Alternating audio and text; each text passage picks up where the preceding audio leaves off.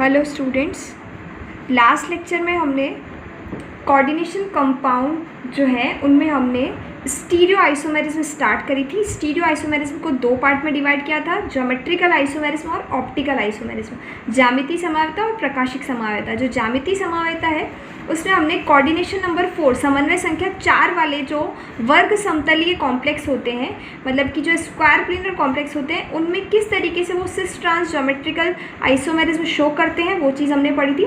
आज coordination number समन्वय संख्या जो 6 है,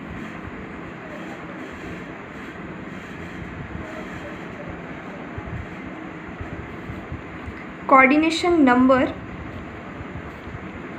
6 जो है, समन्वय संख्या 6 वाले जो कॉम्प्लेक्स है वो किस तरीके से ज्योमेट्रिकल आइसोमेरिज्म शो करते हैं वो हम पढ़ेंगे। ठीक है, तो इसका फर्स्ट एग्जांपल हमको दे रखा है MA4X2। अब देखो मेटल हो गया M और कोऑर्डिनेशन नंबर जो है वो 6 है। 4 तो A लिगेंड है और 2 X लिगेंड है, मतलब 4 जो लिगेंड है वो ये सेम है और 2 ये जो लिगेंड है वो चेंज है। इसका एग्जाम्पल जो है वो बुक में दे रखा है।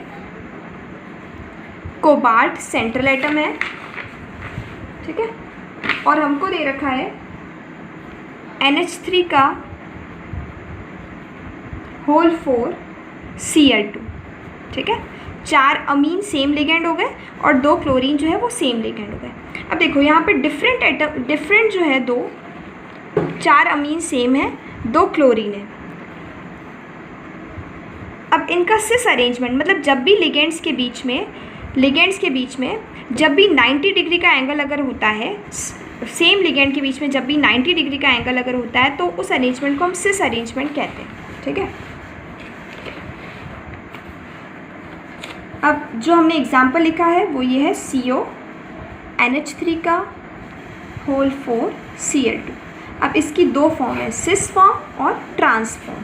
ठीक है, किस तरीके से सिस अरेंजमेंट होगा, किस तरीके से ट्रांस अरेंजमेंट होगा।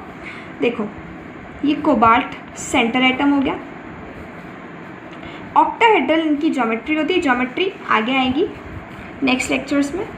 कोबाल्ट सेंटर एटम हो गया, 6 लिगेंड इसके जुड़े हैं। 4 तो स्क्वायर प्लेनर में जुड़े हुए हैं और 2, एक ऊपर और एक नीचे, ऑक्टाहेड्रल। ठीक है, अष्टफलकी जिसको हिंदी में बोला गया। अब जो चारों अमीन हैं, चारों अमीन और चारों Cl, ये Cl और Cl, देखो 90 डिग्री का एंगल हो गया इसके बीच में। ठीक है, ये अमीन अमीन अमीन और अमीन, चारों जो अमोनिया है, अमीन जो लिगेंड है उनके बीच में भी 90 डिग्री का एंगल है, किसी के भी बीच में 180 का एंगल नहीं है। दोनों क्लोरीन के बीच में 90 डिग्री का एंगल चेक करना है और जो चारों अमीन है उनके बीच में 90 डिग्री का एंगल चेक करना है। तो इस वाले अरेंजमेंट को सिस अरेंजमेंट बोला गया। लेकिन अगर ये अरेंजमेंट CO चारों अमीन के बीच में तो 90 डिग्री का एंगल है और जो दोनों क्लोरीन अगर हैं उनके बीच में 180 का एंगल हो गया। ठीक है, तो इस टाइप के अरेंजमेंट को हम ट्रांस अरेंजमेंट बोलेंगे। ठीक है, यहाँ सभी के बीच में, सभी जो सेम लिगेंड थे उनके बीच में 90 डिग्री का एंगल था, लेकिन यहाँ ये जो क्लोरीन सेम लिगेंड है इनके बीच में 180 का एंगल हो गया। तो इस टाइप का अरेंजमेंट ट्रांस अरेंजमेंट कहलाएगा। ठीक है, एक और नेक्स्ट एग्जाम्पल है इसका, सेकेंड टाइप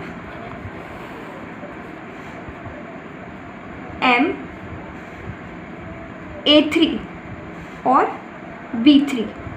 ठीक है, मेटल है, 6 कोऑर्डिनेशन नंबर है इसका, A3B3, मतलब कि 3 मोनोडेंटेड लिगेंड है जो सेम है और 3 दूसरे मोनोडेंटेड लिगेंड है जो सेम है। ठीक है, अब देखेंगे किस तरीके से हम इसकी भी सिस और ट्रांसफॉर्म है, 2 सिस और ट्रांसफॉर्म। ठीक है, अब देखो एग्जाम्पल जो हो जाएगा वो इसका हो जाएगा CO NH3 का होल थ्राइस और Cl3, 3 अमीन और 3 ही क्लोरीन ले लिए यहाँ पर। ठीक है, सिस फॉर्म देखेंगे इसकी, कोबाल्ट सेंट्रल में रहेगा, 4 लिगेंड स्क्वायर प्लेनर फॉर्म में, एक प्लेन के ऊपर और एक प्लेन के नीचे रहेगा।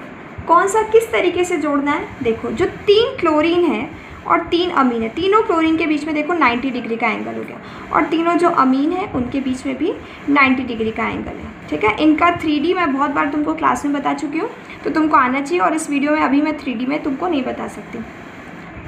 तो 90 डिग्री का एंगल है सेम लिगेंड के बीच में, ये 90 डिग्री का एंगल, ये 90 डिग्री का एंगल, इनके बीच में भी 90 डिग्री के एंगल्स है सभी के बीच में।